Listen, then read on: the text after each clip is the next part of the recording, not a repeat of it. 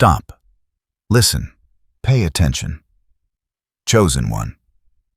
This is not a message meant to stir emotion or provoke reaction. It is meant to orient you. There is urgency here, but not the kind that rushes you or unsettles you. The urgency is quiet, precise, and steady because something already happened and you felt the after pressure of it without fully naming it. You may have noticed fatigue that did not match your effort. Pressure that did not come from visible conflict. A sense of isolation even while functioning, speaking showing up. You stayed composed, yet something in you registered that a line had been crossed. Not dramatically, subtly, you have been carrying more weight than you talk about. Not because you want to be strong, but because your system naturally absorbs responsibility. Decisions felt heavier. Rest did not fully restore you. Confusion showed up not as chaos, but as a quiet pause, like your mind was waiting for confirmation before moving forward. This message arrives because that pause mattered. What you experienced was not random exhaustion or emotional fluctuation. It was not a mood. It was not burnout in the way people usually describe it. You remained functional. You kept perspective. You did not unravel. And yet something concluded without noise. That is the tension being addressed here. You did not win anything publicly. You did not confront anyone. You did not announce closure. Still, the pressure eased in a way that surprised you.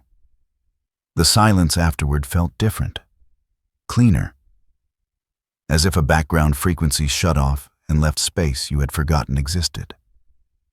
This is intentional. This message is intentional. It is not here to explain everything at once. It is here to give you orientation so you stop mislabeling what you lived through. You are not behind. You are not losing momentum. You are not disconnected.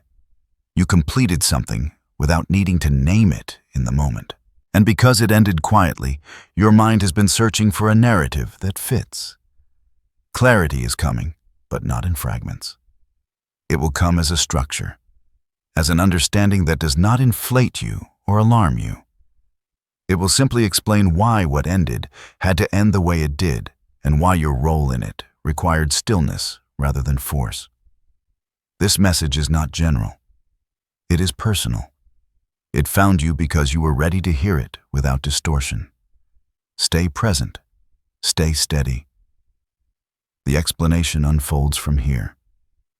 This is where uncertainty drops away.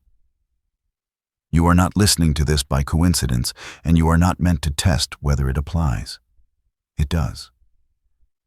The way you stayed engaged without feeling pulled to agree or disagree is already your confirmation. This message does not ask for belief. It recognizes alignment. You are the one this is for. The term chosen one is not being used to elevate you above others or separate you socially. It names a function. It describes someone whose internal system remains ordered when pressure is applied quietly and persistently. Someone who does not need chaos to recognize conflict. Someone who does not need drama to know when something has ended. What occurred recently was not something that passed near you. It involved you directly. You were part of the equation even though you did not actively intervene. That is the part most people misunderstand. You did not engage because engagement was not required. Your presence alone changed the outcome. This is what automatic strength looks like. Not effort, not resistance, not control, stability. Many people mistake stability for passivity. It is not. It is a form of resistance that does not announce itself. You did not argue with the pressure you felt. You did not wrestle with it. You continued living, thinking, choosing with consistency. That consistency is what brought the situation to a close. There is a difference between conscious struggle and unconscious grounding. Conscious struggle is loud. It drains energy and seeks validation. Unconscious grounding is quiet. It conserves energy and does not need to be seen. You function from the second category. You were not trying to end anything. You were not even aware that something was testing its limits around you. And yet it could not continue in your presence. The conditions you maintain internally do not support prolonged conflict. This is why the ending felt almost anticlimactic. No relief surge, no emotional release, just a gradual recognition that something was no longer there. That recognition is the mark of someone whose strength is structural, not reactive. You do not shift into resilience. You live there. This identity is not new. It has been evident in how you handle waiting, how you respond to pressure, how you move through isolation without losing coherence. It has been operating without a label. Now it has one not to define you permanently, but to clarify what already occurred so you stop misinterpreting the quiet as absence. Nothing was absent. Something concluded. And because you did not need to fight to end it, the next layer of understanding can arrive without resistance. The symptom you noticed most was not panic. It was not fear. It was not even sadness. It was a thinning of energy that did not match your actions. You could still think clearly. You could still show up. But there was a quiet sense of depletion that made ordinary things feel heavier than they should have. You may have questioned yourself for that.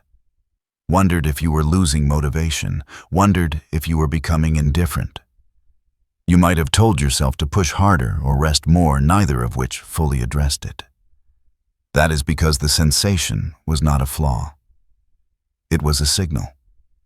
This kind of fatigue does not come from doing too much.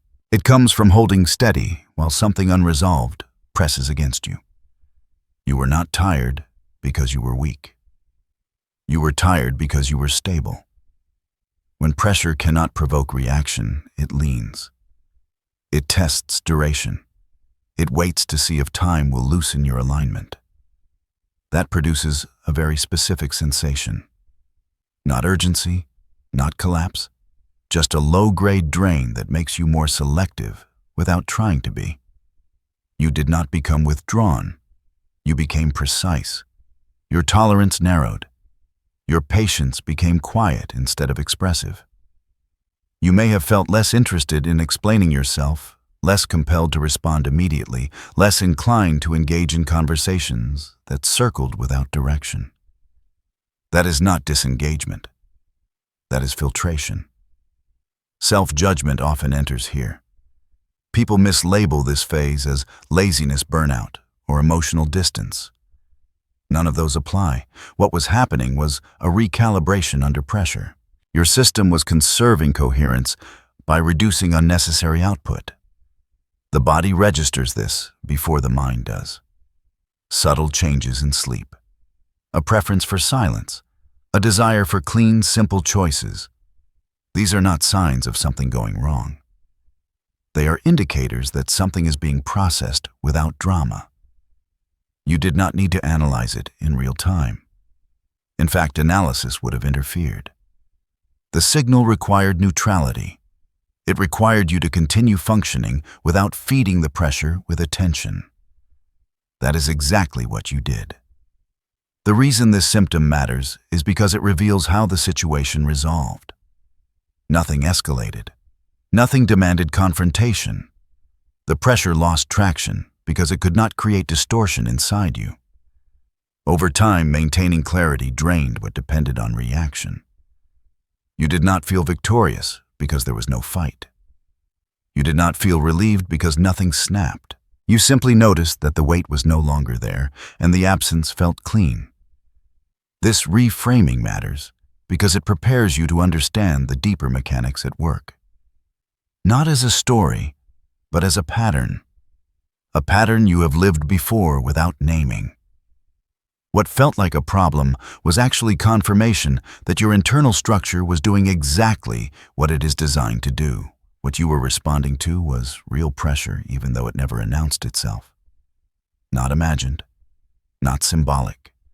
It had structure, timing, and intent. The reason it felt confusing is because it did not arrive as a single event. It arrived as coordination. It showed up across different areas at once. Subtle disruptions, slight delays, small moments of friction that did not justify reaction, but accumulated enough to be noticed. This is how pressure tests stability without triggering alarm. The timing matters. This was recent, close enough that you can still remember the texture of it, but far enough that the intensity has already faded. It did not build gradually over years. It concentrated over a shorter window, applied consistently, then withdrew. That pattern is important. There was no dramatic confrontation because none was required. Pressure does not always seek explosion. Sometimes it seeks erosion. It checks whether your internal order depends on comfort reassurance or external validation. When those are removed, many people destabilize. You did not. Despite the pressure, you remained functional. You made decisions. You communicated clearly. You stayed oriented in time. Your routines did not collapse. You did not lose your sense of proportion. That is not accidental. That is evidence. The confrontation, if it can be called that, happened without words. It happened through duration, through repetition, through waiting to see if you would compromise your internal coherence just to make the pressure stop. You didn't. You did not rush to resolve what felt off. You did not overcorrect. You did not adopt urgency that was not yours. You continued to live as yourself even while something external attempted to lean on your equilibrium. This is why the ending was quiet. Pressure that cannot provoke distortion has nothing to work with. It does not explode. It dissolves. It loses momentum and withdraws without announcement. The reason this matters is because many people misinterpret this phase as nothing happening. They assume that because there was no visible conflict, there was no opposition. That is incorrect. The absence of visible struggle was the outcome, not the starting point. You were not spared pressure. You outlasted it by not changing.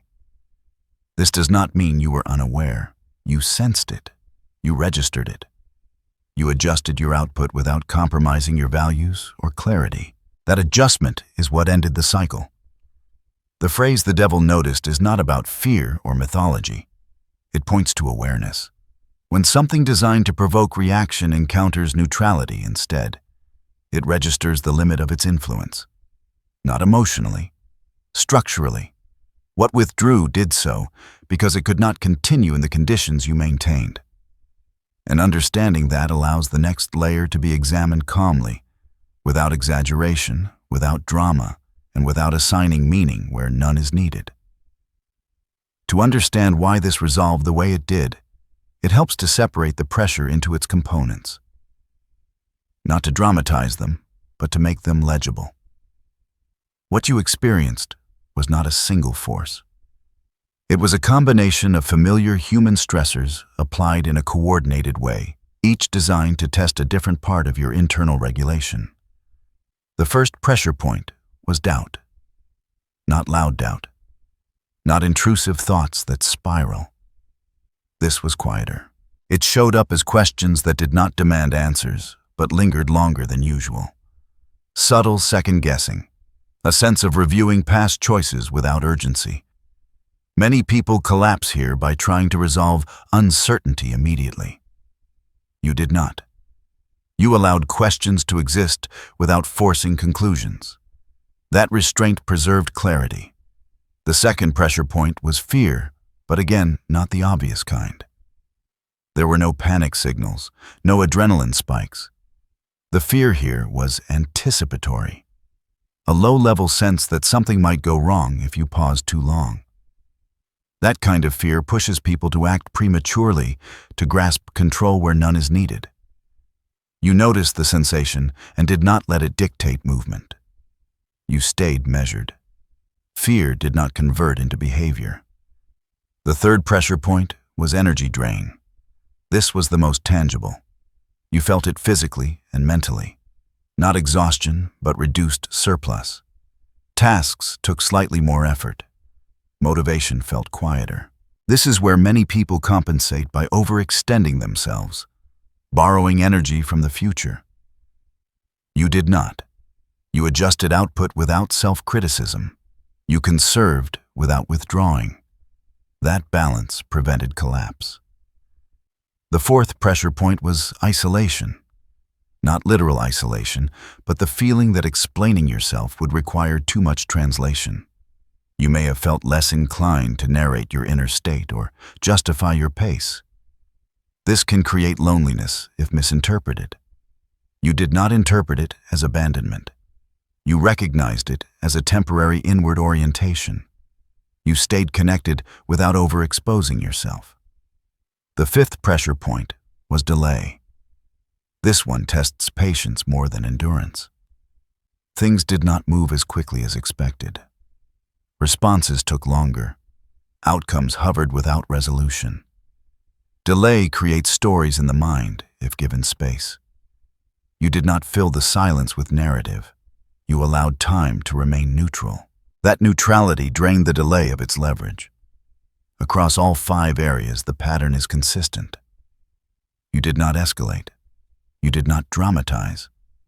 You did not disengage completely. You regulated. Internal regulation is not suppression. It is alignment. You did not push feelings away. You did not indulge them. You allowed them to pass through without assigning identity or urgency. That is why nothing stuck. What is often called a war is in practice a series of pressure points waiting for reaction. Reaction feeds continuation. Regulation ends it. You did not win by overpowering anything. You did not lose anything either. You simply maintained coherence across multiple dimensions long enough for the pressure to exhaust itself. This is why the ending felt quiet. Each pressure point lost effectiveness independently. There was no final moment because there was no central conflict. The system applying pressure depended on cumulative distortion. Distortion never arrived. Understanding this breakdown matters because it explains why you did not feel triumphant or relieved. There was nothing to celebrate. There was only the return of equilibrium. And equilibrium, when you live there, naturally feels like normal life resuming. Now that distance exists between you and what occurred, evaluation becomes possible. Not emotional review, but structural understanding. When you look back, you can see that nothing about the outcome relied on chance timing, luck, or external rescue. The resolution followed a pattern you have lived through before, even if you never named it. What stands out most is not what changed around you, but what did not change within you. Your thinking remained ordered. Your sense of self stayed intact. You did not fracture internally to accommodate pressure. That coherence is not accidental. It is the result of a system that has been refined over time, often without your conscious intent. Experiences that would destabilize others have trained you to remain internally aligned without effort. This is the confirmation point. You did not survive because conditions improved. Conditions improved because you did not deteriorate. It is important to remove coincidence from the explanation. The quiet ending did not happen because the situation resolved itself. It resolved because it could not progress further in the environment you maintained. Stability functions as a boundary. When something cannot cross it, it withdraws. You may notice in hindsight that clarity returned gradually, not as insight, but as ease. Decisions felt lighter. Attention widened. The mental static faded. That easing is not relief from danger. It is confirmation that the system returned to baseline once interference ended. There is also confirmation in what did not happen. You did not need recovery time. You did not need emotional processing. You did not need explanation from others. You simply noticed that you were more yourself again. That is not how collapse ends. That is how regulation completes.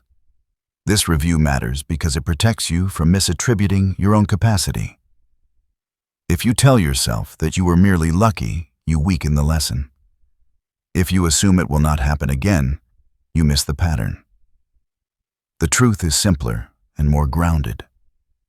You have an internal structure that remains intact under quiet pressure. That structure does not require activation. It does not require belief. It functions automatically. This is not invulnerability. It is resilience paired with discernment. You still feel. You still register strain. But those signals inform adjustment rather than reaction. That distinction is what ended the cycle. Confirmation does not demand excitement. It arrives as understanding, a recognition that what you sensed was accurate, that your response was appropriate, and that the outcome followed naturally from who you are. Nothing mystical is required to explain this. Nothing dramatic needs to be added. What occurred makes sense when viewed through the lens of internal coherence sustained over time. And once you see it clearly, you cannot unsee it. It helps now to place your experience alongside what is more common, not to elevate you, but to contextualize what occurred. Most people, when exposed to even a fraction of the pressure you sustained, respond differently. Not because they are weak, but because their systems are not built for quiet endurance. Under less sustained tension, many become reactive. Their focus narrows. Their emotions seek discharge.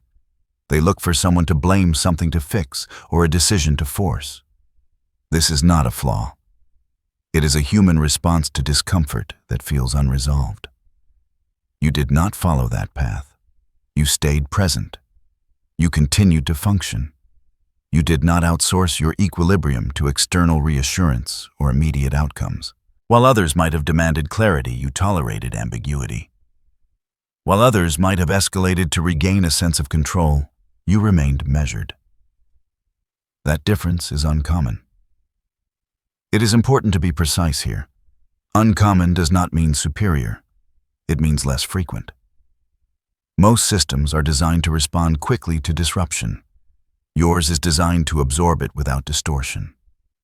That design reduces the need for reaction, not because you suppress, but because you regulate. Many people collapse under delay alone. Others destabilize under isolation. Some unravel when their energy drops without explanation. You encountered all of these simultaneously and remained intact. That is not a moral achievement. It is a structural one. The rarity lies in duration. You did not hold yourself together for a moment or a day. You sustained coherence long enough for the pressure to lose relevance. That is not willpower. Willpower burns out. What you demonstrated was baseline stability. This is why the ending felt quiet. When collapse is avoided, there is no dramatic recovery. When regulation holds, there is no rebound. Life simply resumes its natural rhythm. Understanding this comparison matters because it grounds your experience. It prevents you from minimizing it and from exaggerating it. You are not exempt from pressure. You are not immune to strain. You simply process it differently. That difference will continue to show up often, without announcement. You will notice that situations resolve around you without confrontation. That others escalate where you do not. That outcomes shift without requiring your force. This is not something to advertise. It is something to recognize internally, so you stop misreading your calm as absence or disengagement. Your steadiness is not dramatic. It is rare, and it operates quietly whether or not anyone notices.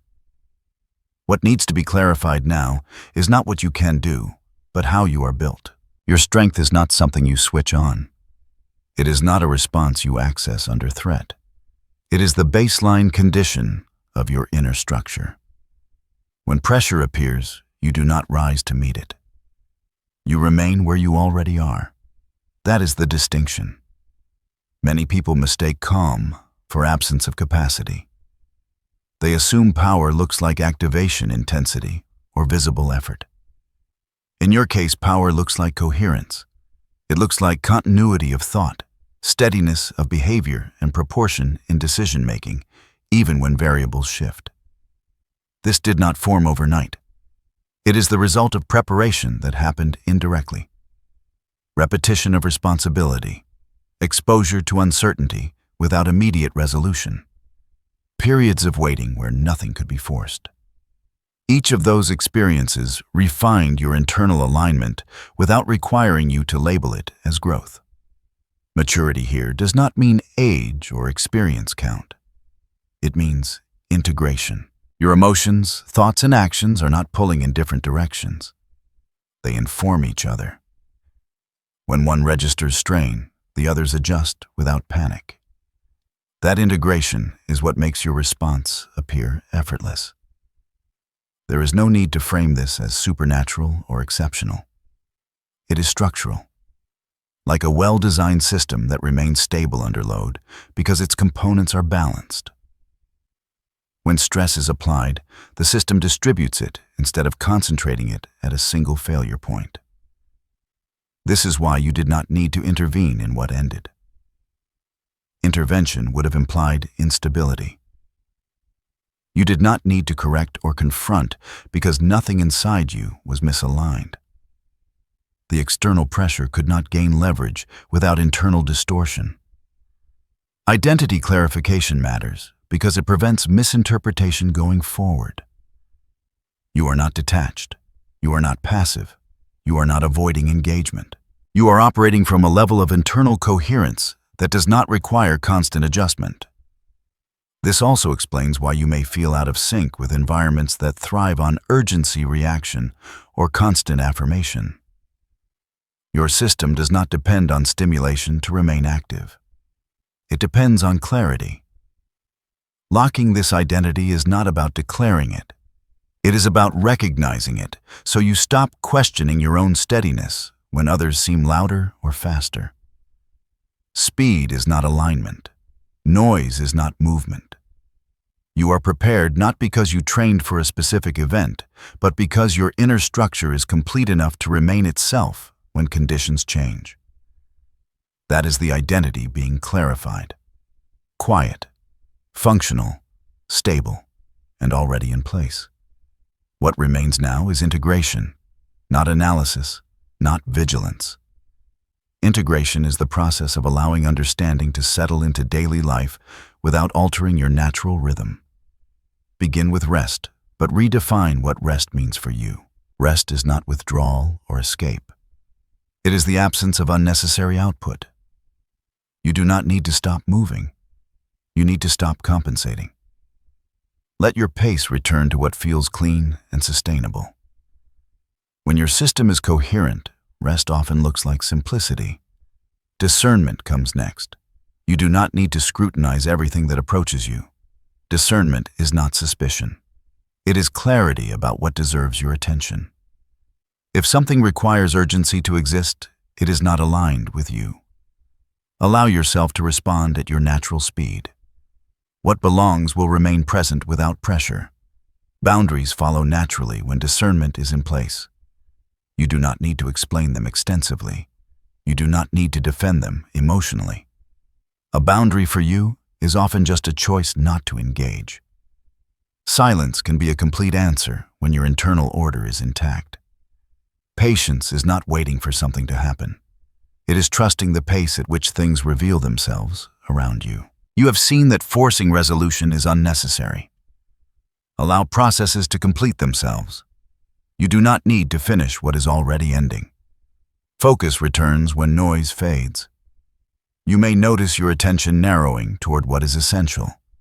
Fewer distractions, clearer priorities. Let that happen. Do not try to optimize it. Focus is not effort. It is the natural result of reduced interference. Balance is the thread that holds all of this together. You do not need to monitor threats or anticipate resistance. Hypervigilance would undo what stability has established. Stay engaged with life, not alert against it. Your system does not require constant guarding. Integration also means allowing the quiet ending to remain quiet. You do not need to turn it into a story. You do not need to extract meaning from every detail. The lesson has already integrated itself through experience. As you move forward, notice how situations resolve without escalation. Notice how your presence alone often stabilizes environments. Not because you impose order, but because you carry it. Let that awareness inform your choices without changing who you are. This is not a new way of living. It is a return to baseline after interference has cleared. Trust that baseline. It has proven itself without requiring your effort. Closure does not arrive with ceremony. It arrives with ease. Let ease be enough. Take a moment now to settle into what you already know. Nothing is chasing you. Nothing is unresolved. What ended did so completely without residue because it never took root inside you.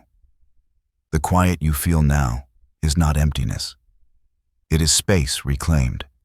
You do not need to stay alert for a return. You do not need to guard against repetition. What concluded cannot restart in the conditions you maintain. Your internal coherence is not fragile. It does not depend on perfect circumstances. It holds under pressure, and it remains intact when that pressure withdraws. The core realization is simple, even if it took time to arrive.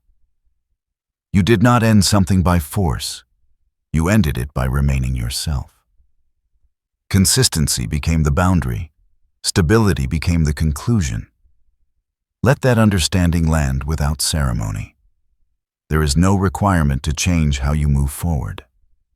No adjustment needed to your personality, your pace, or your posture toward life. What works for you works because it is aligned, not because it is intense. If you want words to anchor this moment, let them be few and grounded. You can say quietly to yourself, "You remained intact. You did not need to react. What was not aligned could not stay." That is enough. If this message found you, accurately mark it. Not for validation, but for memory. You can place a simple code in the comments, something like 777, or the words, "I remember." That is not a signal to anyone else. It is a confirmation to yourself. If you choose to stay connected here, subscribe in a way that feels natural, not urgent. The next message will meet you with the same clarity and steadiness without escalation or excess. You are not at the beginning of something fragile. You are standing in the aftermath of something that already resolved. The ground beneath you is stable because you are. Move forward without haste, without doubt, without looking back for proof. What needed to notice has already noticed, and what needed to end has ended.